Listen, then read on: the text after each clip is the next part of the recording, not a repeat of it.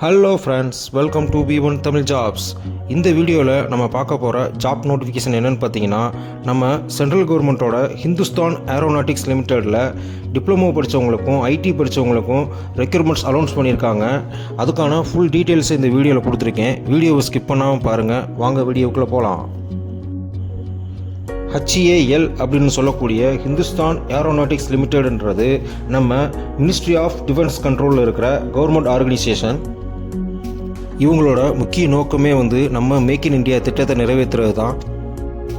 அதாவது இவங்க aircraft, helicopters, aero engines, industrial marine gas turbines, அப்புறமா ஆக்சசரிஸ், இதுக்கு தேவையான ஆக்சசரிஸ், இது எல்லாத்தையுமே அப்கிரேட் பண்ணுறது தான் இவங்களோட முக்கியமான குறிக்கோள். இந்த ஜாபுக்காக தான் டிப்ளமோ ஹோல்டர்ஸையும் ஐடிஐ ஹோல்டர்ஸையும் இவங்க ரெக்ரூட் பண்ண போகிறாங்க. ஆர்வமும் தகுதியும் இருக்கிறவங்க இந்த நோட்டிஃபிகேஷனை பார்த்துட்டு உடனே அப்ளை பண்ணுங்கள். நல்ல ஃபியூச்சர் இருக்கும். இந்த ஜாப் போஸ்டிங் பார்த்தீங்கன்னா டிப்ளமோ டெக்னீஷியன் அண்ட் ஆப்ரேட்டர்ஸ் 2 போஸ்டிங்காக எடுக்கிறாங்க. டோட்டல் வேக்கன்சி பார்த்தீங்கன்னா 182 நம்பர்ஸ் எடுக்கிறாங்க. இதுக்கு விண்ணப்பிக்கிறதுக்கான கடைசி டேட் பார்த்தீங்கன்னா 12/6/2024 அப்ளை பண்ணிடணும். இதுக்கு அப்ளை பண்ணுற முறை பார்த்தீங்கன்னா ஒன்லி ஆன்லைன் முறைப்படி தான் அப்ளை பண்ண முடியும். இந்த ஜாப்க்கான லொக்கேஷன் பார்த்தீங்கன்னா பெங்களூரு, தமிழ்நாடு, குஜராத், இந்த 3 பிளேஸையும் அனௌன்ஸ் பண்ணியிருக்காங்க. இந்த ஜாபுக்கான சேலரி பார்த்தீங்கன்னா டிப்ளமோ ஹோல்டர்ஸ்க்கு 46,511, அதே ஐடிஐ முடித்த ஹோல்டர்ஸ்க்கு 44,554 ரூபாவும் ஃபிக்ஸ் பண்ணியிருக்காங்க. இது அப்ராக்சிமேட்லியாக தான் ஃபிக்ஸ் பண்ணியிருக்காங்க. இந்த ஜாபுக்கான செலெக்ஷன் ப்ராசஸ் பார்த்தீங்கன்னா ரிட்டன் எக்ஸாம் மூலியமாக தான் தேர்ந்தெடுப்பாங்க. இந்த ஜாபுக்கு அப்ளை பண்ணுற முறை பார்த்திங்கன்னா விண்ணப்பதாரர்கள் அதிகாரப்பூர்வ இணையதளத்தில் விண்ணப்ப படிவத்தை பெற்று அதை பூர்த்தி செய்து ஆன்லைனில் விண்ணப்பிக்குமாறு அறிவுறுத்தப்படுறாங்க. அதுவும் 12/6/2024 பின் பெறப்படும் விண்ணப்பங்கள் நிராகரிக்கப்படும் சொல்லியிருக்காங்க. ஸோ இந்த ஜாபுக்கான லாஸ்ட் டேட் பார்த்திங்கன்னா 12/6/2024 முன்னாடியே அப்ளை பண்ணிடணும். இந்த ஜாபுக்கான பதவிக்காலம் பார்த்திங்கன்னா குறைஞ்சது 4 வருஷம் இருக்கும். அந்த 4 வருஷத்துக்கு அப்புறம் உங்களோட பெர்ஃபார்மன்ஸை பேஸ் பண்ணி அவங்களே எக்ஸ்டெண்ட் பண்ணிடுவாங்க. இதற்கான ஃபஸ்ட்டு போஸ்டிங் பார்த்தீங்கன்னா டிப்ளமோ டெக்னீஷியன். இது full and full diploma mechanical படித்தவங்களுக்கானது. இது ஸ்கேல் 3D6 வருது. இதில் மொத்தம் போஸ்டிங் 29 போஸ்டிங் அனௌன்ஸ் பண்ணியிருக்காங்க. அதில் அன்ரிசர்வுக்கு 14, ஓபிசிக்கு 8, எஸ்சிக்கு 4, எஸ்டிக்கு 2 அப்படின்னு சொல்லி வேக்கன்சிஸை பிரிச்சிருக்காங்க. அடுத்த போஸ்டிங் பார்த்தீங்கன்னா டிப்ளமோ டெக்னீஷியன் எலக்ட்ரிக்கல் எலக்ட்ரானிக்ஸ் இன்ஸ்ட்ருமெண்டேஷனில் கொடுத்துருக்காங்க. இது ஸ்கேல் D6 வருது. டோட்டல் போஸ்டிங் பார்த்தீங்கன்னா 17.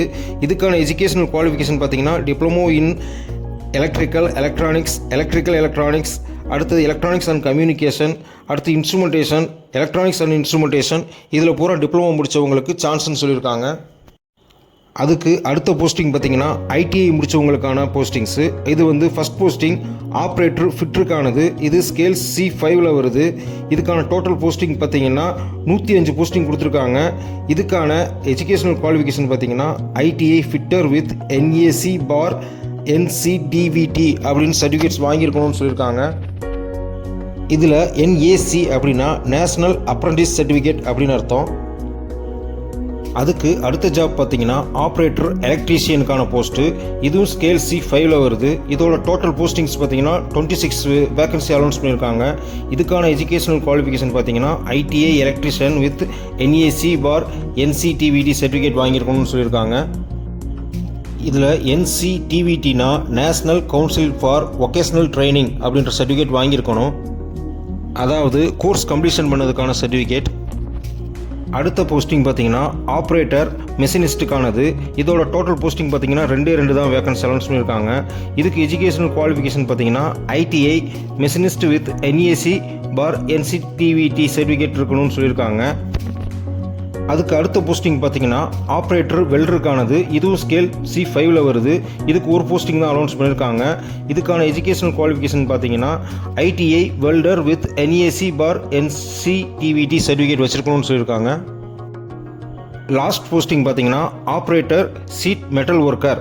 இதுவும் ஸ்கேல் C5 வருது. இதுக்கான ஜாப் வேகன்சி பார்த்தீங்கன்னா 2 நம்பர்ஸ் அனௌன்ஸ் பண்ணியிருக்காங்க. இதுக்கான எஜுகேஷனல் குவாலிஃபிகேஷன் பார்த்தீங்கன்னா ITI seat metal worker with NAC/NCTVT certificate இருக்கணும்னு சொல்லியிருக்காங்க. டோட்டல் போஸ்டிங் பார்த்தீங்கன்னா 182 நம்பர்ஸ் வந்துடும். அடுத்து பார்த்தீங்கன்னா கேஸ்ட் வைஸ் ரிசர்வேஷன் எல்லா கேஸ்ட்டுக்கும் கொடுத்துருக்காங்க. அது மட்டும் இல்லாமல் நீங்கள் எந்த கேஸ்ட்டுக்காக ரிசர்வேஷன் அப்ளை பண்ணுறீங்களோ அந்த கேஸ்ட்டுக்கான சர்டிஃபிகேட்டை நீங்கள் கம்பல்சரி சரண்டர் பண்ணணும். அடுத்து பார்த்தீங்கன்னா ஒரு சில போஸ்டிங்க்கு டிசபிலிட்டிஸை ஐடென்டிஃபை பண்ணி அதுக்கு தனியாக அவங்களுக்கு பொசிஷன் கொடுக்குறாங்க. அடுத்து பார்த்தீங்கன்னா குவாலிஃபிகேஷனை பற்றி ஒரு நோட்டே கொடுத்துருக்காங்க. அதாவது ஹையர் எஜுகேஷனில் இருக்கிறவங்க இந்த குவாலிஃபிகேஷனுக்கு அதிகமாக இருக்கிறவங்க இந்த ஜாபுக்கு அப்ளை பண்ண வேணாம்னு சொல்லியிருக்காங்க. ஏன்னா சப்போஸ் நீங்கள் பிஇ இன்ஜினியரிங் முடிச்சிருக்கவங்க இந்த ஜாபுக்கு அப்ளை பண்ணால் உங்கள் ஜாப்க்கான அப்ளிகேஷன் ரிஜெக்ட் பண்ணுறதுக்கான சான்சஸ் அதிகமாக இருக்குது. ஸோ அவங்களே அப்ளை பண்ண வேணாம்னு சொல்லியிருக்காங்க. நீங்கள் அப்ளிகேஷனில் என்ன எஜுகேஷன் குவாலிஃபிகேஷன் கொடுத்துருக்கீங்களோ அதை தான் ஃபைனலாக எடுத்துக்குவாங்க. அடுத்து பார்த்தீங்கன்னா ரிட்டன் எக்ஸாமில் நீங்கள் இருக்கக்கூடிய மார்க்கோட பர்சன்டேஜை சொல்லியிருக்காங்க. அதாவது யூஆர், ஓபிசி, என்சிஎல், இடபிள்யூஎஸ் இந்த கேட்டகரியில் இருக்கவங்களுக்கு 60% அண்டு எபோவ் மார்க் எடுக்கணும்னு சொல்லியிருக்காங்க. அதே எஸ்சி, எஸ்டி, பிடபிள்யூபிடி இந்த கேட்டகரியில் இருக்கவங்களுக்கு 50% அண்டு எபோவ் மார்க் எடுத்தாலே போதும்னு சொல்லியிருக்காங்க. அடுத்து பார்த்தீங்கன்னா எல்லா கேட்டகரி பீப்புளுக்கும் ஏஜ் ரிலாக்ஸேஷன் கொடுத்துருக்காங்க. ஸோ நோட்டிஃபிகேஷனை ஒரு தடவை நல்லா ரீட் பண்ணிக்கோங்க. அடுத்து எக்ஸ் சர்வீஸ்மேனுக்கும் ஏஜ் ரிலாக்ஸேஷன் தனியாக கொடுத்துருக்காங்க. அடுத்து பார்த்திங்கன்னா இந்த போஸ்டிங்க்கு செலக்ட் ஆகிற பீப்புள்ஸுக்கு குறைஞ்சது 8 வாரம் ட்ரைனிங் தனியாக கொடுப்பாங்க. இதில் செலக்ட் ஆகிற பீப்புளுக்கு பெங்களூர் பேஸ்டு டிவிஷனில் தான் ஃபஸ்ட்டு அப்பாயின்மெண்ட் பண்ணுவாங்க. அடுத்து உங்கள் சேலரி டீட்டெயில்ஸை பொறுத்தவரையும் மினிமம் பேசிக் பே 23,000 22,000 தான் இருக்குது. அதுக்கப்புறம் அதர் பெனிஃபிட்ஸ் அலவன்ஸோடு சேர்த்து தான் உங்களுக்கு கிட்டத்தட்ட 46,500 ரூபாய்க்கு மேலே வரும். அடுத்து இதுக்கான செலெக்ஷன் ப்ராசஸ் பார்த்தீங்கன்னா பெங்களூரில் எக்ஸாம் கண்டக்ட் பண்ணுவாங்க. அதில் ரிட்டன் எக்ஸாமில் அதிக மார்க் எடுக்கிறவங்களுக்கு தான் ஃபஸ்ட் ப்ரிஃபரன்ஸ் கொடுப்பாங்க. சப்போஸ் எல்லாருமே நிறைய மார்க் எடுத்திருந்தாங்கன்னா கட் ஆஃப் மார்க்ஸ் மூலியமாக உங்களை செலெக்ஷன் பண்ணிடுவாங்க. இந்த ரிட்டன் டெஸ்ட்டு பார்த்தீங்கன்னா 2.5 hours டூரேஷனில் நடக்கும். அதில் டெஸ்ட்டில் 3 பார்ட்டாக பிரித்து கொடுத்துருவாங்க. அதில் ஃபஸ்ட் பார்ட் வந்து 20 questions ஆன் ஜென்ரல் அவேர்னஸில் பற்றி இருக்கும். பார்ட் 2ல் வந்து இங்கிலீஷ் அண்ட் ரீசனிங்கை பற்றி 40 questions இருக்கும். அடுத்து பார்ட் 3ல் வந்து 100 questions on the concerned discipline ட்ரேடை பற்றி இருக்கும். ஈச் கொஸ்டின் கேரிஸ் 1 மார்க் கொடுத்துருவாங்க. இந்த டெஸ்ட்டில் நெகட்டிவ் மார்க்ஸ் கிடையாதுன்னு சொல்லியிருக்காங்க. ஃப்ரெண்ட்ஸ், இந்த நோட்டிஃபிகேஷனுக்கான லிங்க்கை டிஸ்கிரிப்ஷனில் கொடுத்துருக்கேன். டவுன்லோட் பண்ணி ஒரு தடவை ஃபுல்லாக ரீட் பண்ணிடுங்க. ரீட் பண்ணிவிட்டு அதுக்கப்புறமா அப்ளை பண்ணுங்கள். ஆன்லைன் மூலயமா மட்டும்தான் அப்ளை பண்ண முடியும்.